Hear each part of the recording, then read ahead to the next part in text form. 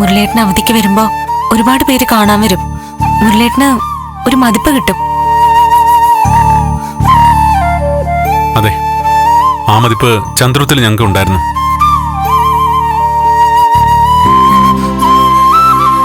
ഞങ്ങള് ഗതിയില്ലാത്തവരായപ്പോ ആരും അന്വേഷിച്ചു വരുന്നില്ല. ഞങ്ങളെ ജീവിതത്തിൽ നിന്ന് മനസ്സിലാക്കിയതാ ഞങ്ങൾ പറയുന്നേ. പണം വേണോ ആന്റി? പറയുമല്ലോ, കാശിന് കാശ് തന്നെ വേണോന്ന്. സത്യം. കാശൊക്കെ നമുക്ക് ഉണ്ടാക്കാന്നേ.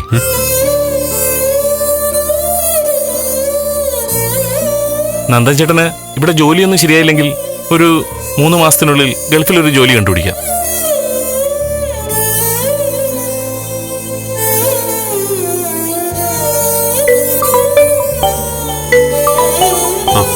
മുരളിയാണല്ലോ.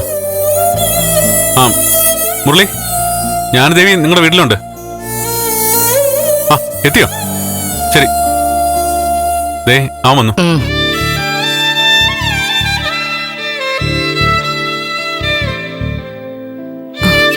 ഗൗരി, മുരളേട്ടൻ പോകുന്നതില് നിനക്ക് നല്ല വിഷമമുണ്ടല്ലേ? വിഷമമുണ്ട്, പക്ഷെ പോവാതിരിക്കാൻ പറ്റില്ലല്ലോ.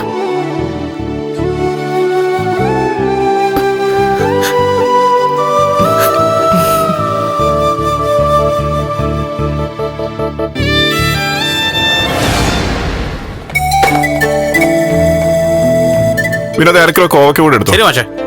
കോവയ്ക്ക അത്ര മൂത്തതല്ലേ, പിഞ്ച. ആര് പറഞ്ഞു? നല്ല വിളഞ്ഞ കോവയ്ക്ക. വിളവിച്ചിരി കൂടുതലാണല്ലോ. നിങ്ങൾക്ക് ഇപ്പൊ എന്താ വേണ്ടത്? കുറച്ച് പഴം എടുത്തോ. ചക്കപ്പഴം ഉണ്ടോ? കൂഴച്ചക്ക. അല്ല, ആളെ കളിയാക്കി ഇറങ്ങിയിരിക്കാണല്ലേ. ഈ ഇരിക്കുന്ന സാധനങ്ങളേ ഉള്ളൂ. ഇതോടെ എടുത്തോ. ശരി മാഷെ. ഹലോ, അല്പം ഹെൽപ്പ് മെന്റാലിറ്റി ഉള്ള കൂട്ടത്തിലാണോ? എന്താ? എന്റെ പൊന്നെ, ഞാൻ പെട്ടു. ഞാൻ ഈ പ്രദേശത്ത് ആദ്യമായിട്ട് വരിക. എനിക്ക് ഒരാളെ ഒന്ന് കണ്ടുപിടിക്കണം. ഒന്ന് സഹായിച്ചേ പറ്റൂ. ആരാള്? ഏറ്റവും രസം എന്താന്ന് വെച്ചേ, പേര് ഞാൻ അങ്ങ് മറന്നു. മോഹൻലാലിന്റെ പടത്തിൽ ഒരു ഡയലോഗ് ഉണ്ടല്ലോ, എന്താ അത്? നീ പോ മോനെ ദിനേശ. അതല്ല, വേറെ എന്തോ ഒരു പേര്. ആള് ഒരു മാഷായിരുന്നു, സ്കൂൾ മാഷ്. ഏത് സ്കൂളിലെ മാഷ? ആളിന്റെ പേരേ കിട്ടുന്നില്ല, പിന്നെയാണ് സ്കൂളിന്റെ പേര്. നാവിന്റെ തുമ്പത്തിരിക്കുക, പക്ഷെ പുറത്തോട്ട് വരുന്നില്ല. എനിക്കൊരു പ്രശ്നമുണ്ട്. പേരറിയാം, പക്ഷെ പുറത്തോട്ട് വരത്തില്ല. ചില സിനിമാ പാട്ടിന്റെ ട്യൂൺ കിട്ടും, അടുത്ത വരി കണ്ടുപിടിക്കാൻ കുറെ കഷ്ടപ്പെടും. എന്നാലും ആ ഡയലോഗ് എന്തായിരുന്നു? നിങ്ങൾ സിനിമാക്കാരനോ മറ്റോ ആണോ? അല്ല, ഈ പാട്ടിനെ കുറിച്ചും ഡയലോഗിനെ കുറിച്ചൊക്കെ പറയുന്നോണ്ട് ചോദിച്ചാ. ആളിന്റെ വീട്ടുപേരോ സ്ഥലപ്പേരോ അങ്ങനെ എന്തെങ്കിലും അറിയാവോ? മനുഷ്യന് മനസ്സിലാകുന്ന രീതിയിൽ ഒന്നും പറയാൻ എനിക്കറിയത്തില്ല.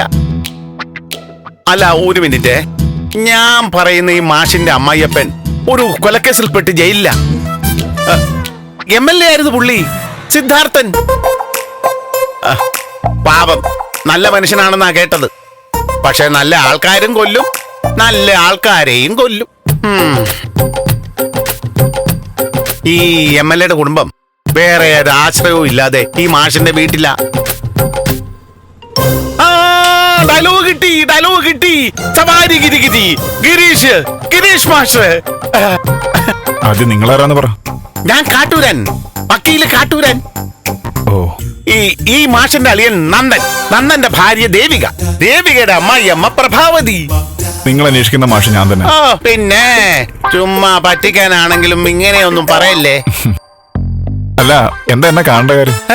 അപ്പോ ഗിരീഷ് മാഷ് ഈ കന്നടക്കാരനാണല്ലേ? വാസ്തവത്തിൽ എനിക്ക് മാഷിനെ അല്ല കാണേണ്ടത്, മാഷിന്റെ അമ്മായിയമ്മയെ ചന്ദ്രമതിയല്ല, പ്രഭാവതി. ഓഹോ, പേരുകൾ നമുക്ക് പണിയാണല്ലോ. ഇപ്പൊ അതെ, ഈ കാട്ടൂരാൻ പറഞ്ഞപ്പോഴല്ലേ പ്രഭാവതിയെ മനസ്സിലായത്? അല്ല, ഈ ഗിരീഷ് പറഞ്ഞപ്പോഴല്ലേ മനസ്സിലായത്? അത് പോട്ടെ, കേസിന്റെ കാര്യം പറയണം. മറ്റേ കൊലക്കേസ്, ബലരാമൻ കൊലക്കേസ്. അപ്പൊ കേട്ട പോലെ തന്നെ കാട്ടൂരൻ ചില്ലറ പുള്ളിയല്ല. അല്ല, കൂടിയ പുള്ളിയാ. എന്നെ പറ്റി പറഞ്ഞിട്ടുണ്ടല്ലേ? പിന്നെ ഇതാ മാഷ, കാശിട്ടേക്കാം. അല്ല, മാഷൻ ഇവിടെ ആർക്കും അറിഞ്ഞൂടല്ലേ? എത്ര പേരോട് ഞാൻ ചോദിച്ചായിരുന്നു, എല്ലാവരും കൈമലത്തി കാണിക്കുക. അത് പിന്നെ ഈ ചക്കപ്പഴവും കാട്ടു ചെയ്യുമ്പോ അന്വേഷിച്ച് നടന്നാ വിലാസം കിട്ടില്ലല്ലോ. ഞാൻ പറഞ്ഞത് അങ്ങോട്ട് ഇഷ്ടപ്പെട്ടില്ലല്ലേ? ഹേയ്, പറഞ്ഞതും ഇഷ്ടപ്പെട്ടു, ആളിനെ ഇഷ്ടപ്പെട്ടു. എന്നാ പോകാം. ഓ വരൂ.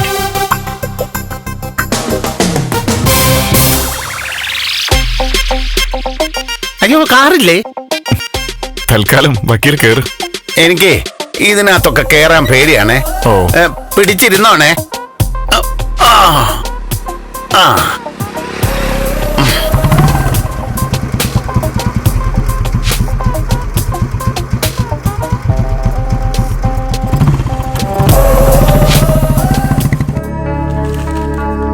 രജനി,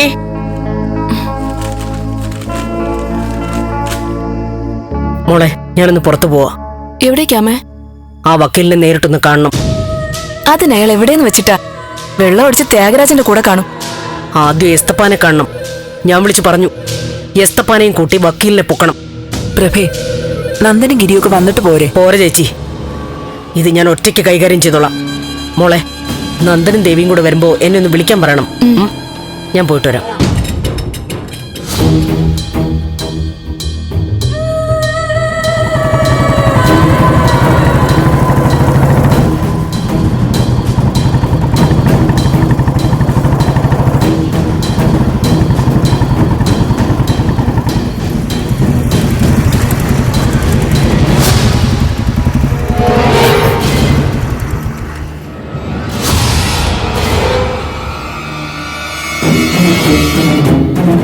നമസ്കാരം.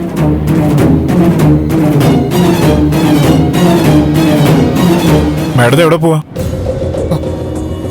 അത് ശരി, ഏതോ ഒരു മാടമാണല്ലേ. ഞാൻ വിചാരിച്ചു മാഷിന്റെ അമ്മായിയമ്മ ചന്ദ്രോത്ത് ചന്ദ്രമതി മാടമാണ്. ചന്ദ്രമതി മേഡം? അല്ല, എടോ, ഇതാണ് ചന്ദ്രോത്തെ പ്രഭാവതി മേഡം. പെണ്ണുമ്പിള്ളയുടെ അമ്മയെ മാടമെന്നാണോ വിളിക്കുന്നത്? ആ, വളരെ പണ്ട് പോലെ ഞാൻ അങ്ങനെ വിളിച്ചോണ്ടിരിക്കുന്നത്. 3 വയസ്സ് കല്യാണം കഴിഞ്ഞു അല്ലേ? മാഡം, മാഡത്തിന് ആളെ മനസ്സിലായില്ലേ? കാട്ടൂരാ വക്കീൽ. നമസ്കാരം. ഇങ്ങോട്ടുള്ള വഴി അന്വേഷിച്ച് നിൽക്കായിരുന്നു. ഞാൻ ഇന്നലെ മാഡത്തിനെ വിളിച്ചിരുന്നു. ഇന്നലെ വിളിച്ചപ്പോഴേ തോന്നി ഇയാൾ സ്ട്രെയിറ്റ് അല്ലാന്ന്. ആ, ഇന്നിപ്പൊ പൂർണ്ണ ബോധ്യമായി. അല്ല മാഡം, ഞാൻ എന്താ മാഡം? ഗിരീഷ് അറിഞ്ഞില്ലേ? ഇയാള് തേവക്കാട്ടായിരുന്നു. അവിടുത്തെ സൽക്കാരത്തിൽ പങ്കെടുക്കുകയായിരുന്നു. ഇയാൾക്ക് സംസാരിക്കാൻ വയ്യ. നാവൊക്കെ കുഴഞ്ഞ് എന്തൊക്കെയോ പിച്ചും പേയും പറയുന്ന പോലെ ആയിരുന്നു. ഇയാള് വേണ്ട, അത് ശരിയാവില്ല. അതെ, കേസ് ആരംഭിച്ചിട്ട് കൂടിയില്ല. അതിനിടയിൽ തന്നെ എതിർ കക്ഷിയായിട്ട് ബന്ധപ്പെട്ട് കമ്പനി കൂടി കഴിഞ്ഞു.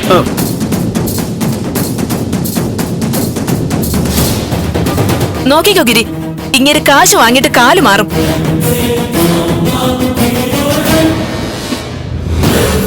നമ്മൾ കേസ് തോക്കും. എന്തായാലും ഒരു മര്യാദ വേണ്ടേ? ഇങ്ങനെ ഒരു ചതി നിങ്ങളിൽ നിന്ന് ഞാൻ പ്രതീക്ഷിച്ചില്ല. മാഷേ,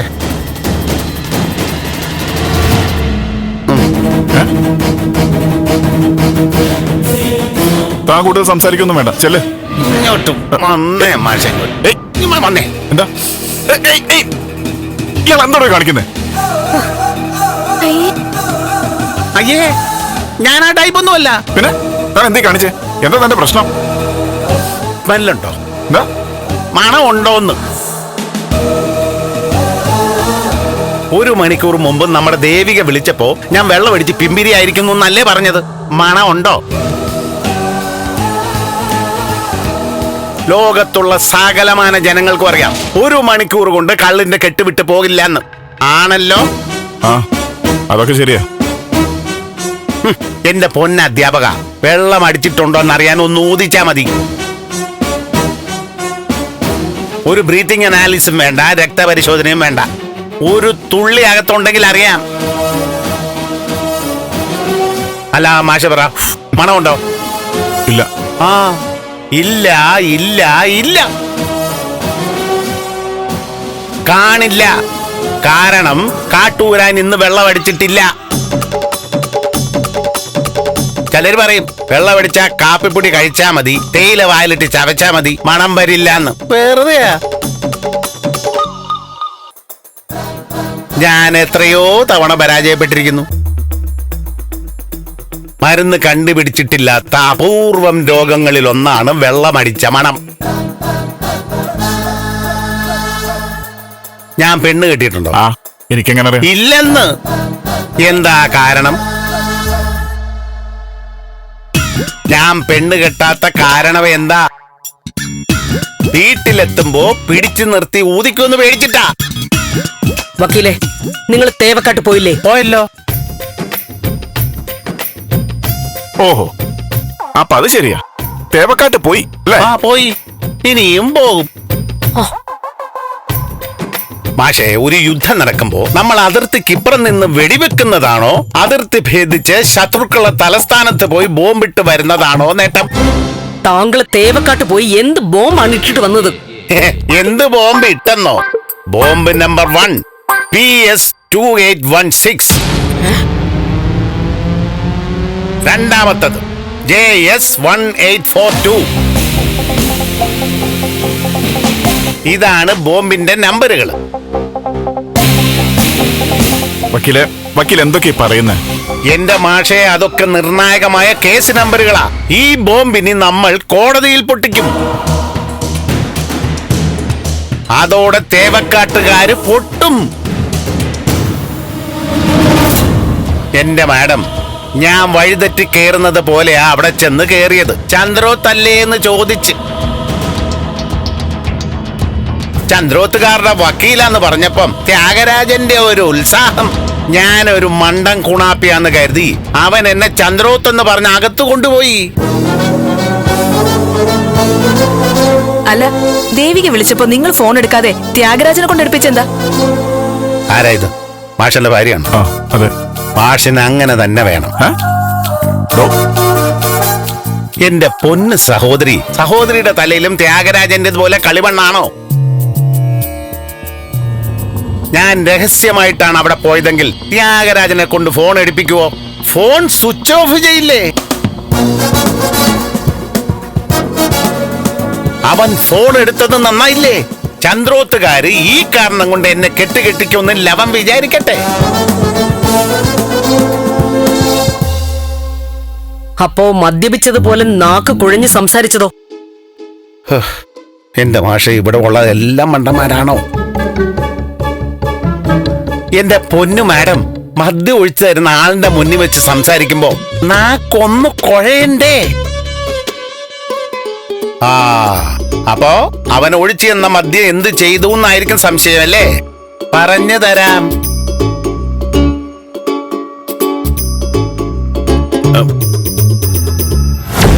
പഠിക്കുന്നില്ലേ?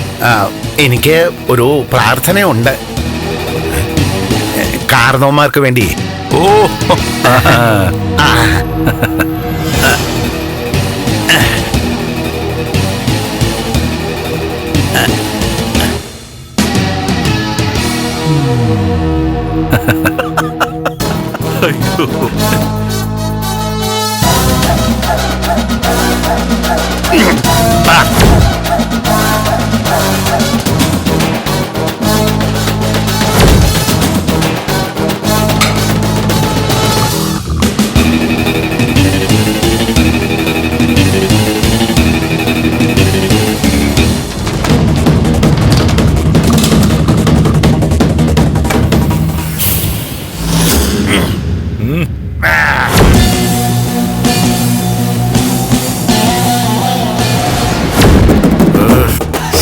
എന്നാ സൗത്ത് ഇന്ത്യൻ ബാങ്ക്?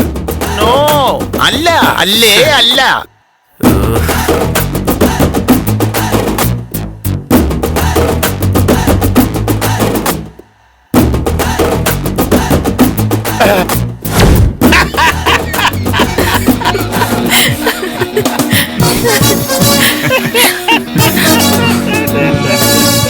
വക്കീല് വിചാരിച്ച പോലെ ചില്ലറ പുള്ളിയല്ല.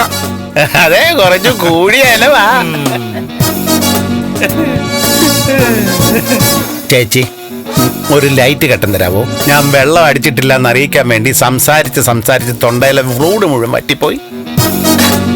അമ്മേ, ഞാൻ പോയി എടുത്തിട്ട് വരാം. വേണ്ട മോളെ, ഞാൻ എടുക്കാം. ആരെങ്കിലും എടുത്തോണ്ട് വാ. അല്ല മാഡം, എവിടെ നായകനും നായികയും, നന്ദനും ദേവികയും? അല്ല, പറഞ്ഞ പോലെ അവരുടെ മാഡം. നന്ദനും ദേവികയും മുരളിയുടെ വീട്ടിലേക്ക് പോയിരിക്കുക. മുരളിയോ? അതാരാ പെങ്ങളെ? നന്ദന്റെ കൂട്ടുകാരനാ. ഓ, അത് ശരി. എന്നാ പിന്നെ നമുക്ക് കേസിന്റെ കാര്യങ്ങൾ വിശദമായിട്ട് സംസാരിക്കല്ലോ. ഈ നട്ടപ്പുറ വെയിലത്ത് നിന്നിട്ടോ? എന്റെ തലയ്ക്ക് ഓളമൊന്നുമില്ല. വാ, നമുക്ക് അകത്ത് പോയി സംസാരിക്കാം. വാ മാഷേ, വാ, ധൈര്യമായിട്ട് കയറി വന്നേ. ഇതെന്തൊരു പ്രകൃതം. Follow me.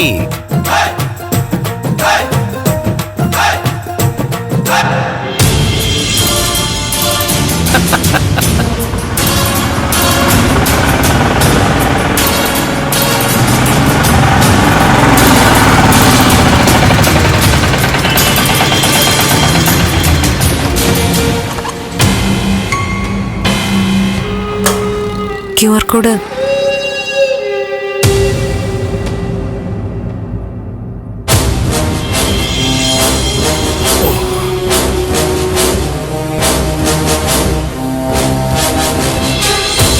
അയച്ചിട്ടുണ്ടേ.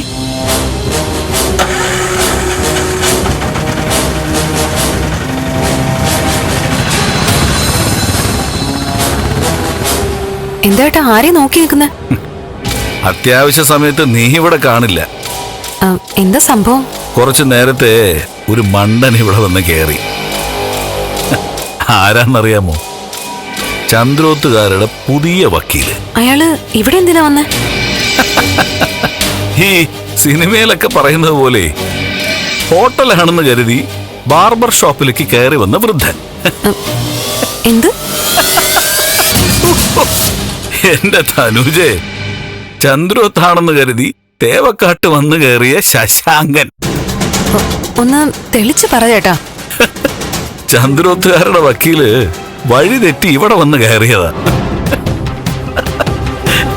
ഇതാണ് ചന്ദ്രോത്തെന്ന് തെറ്റിദ്ധരിച്ചു പോയി. പാവം. എങ്ങനെ ഇയാളൊക്കെ വക്കീലായി എന്നുള്ളതാ. അയ്യോ, ഫുൾ തണ്ണിയാ. ഒരു ബോട്ടിലൊക്കെ തീർത്തു. പക്ഷേ നമുക്കുള്ള ഒരു ലോഡ് വിവരം അങ്ങ് കിട്ടി. അടിപൊളി.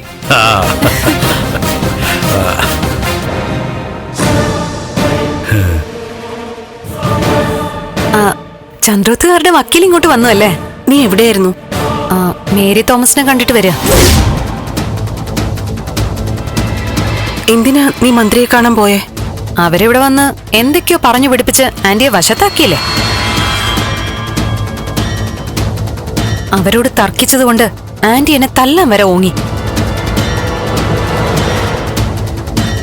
എനിക്കറിയണമായിരുന്നു അവരിവിടെ വന്ന് എന്തൊക്കെയാ പറഞ്ഞെന്ന്. അത് ചോദിക്കാൻ പോയതാ. ശരിക്ക് കൊടുത്തിട്ടുണ്ട്. മന്ത്രിമന്ദിരത്തിൽ കടന്നു കയറി ബഹളം വെച്ചേന് അറസ്റ്റ് ചെയ്യുന്നെങ്കിൽ ചെയ്യട്ടെന്ന് വെച്ച് തന്നെ പോയത്. എന്റെ തനി സ്വഭാവം അവർക്ക് മനസ്സിലായിട്ടുണ്ട്.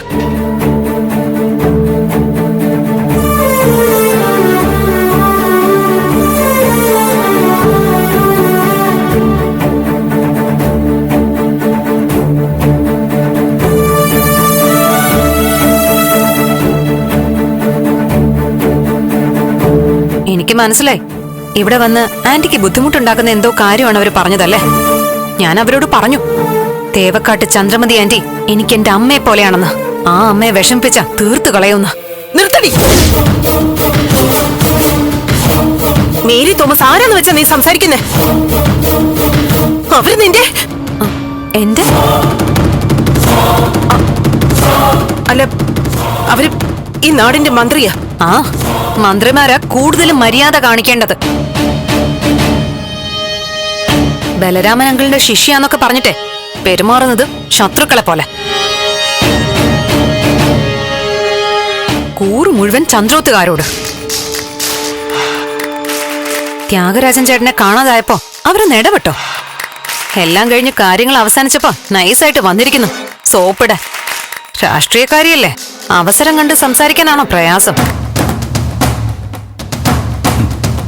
അങ്ങനെയല്ലേ നാട്ടുകാരെ പറ്റിച്ച് വോട്ട് മേടിക്കുന്നെ? അവരുടെ വാചകത്തില് ആന്റിയും വീണു.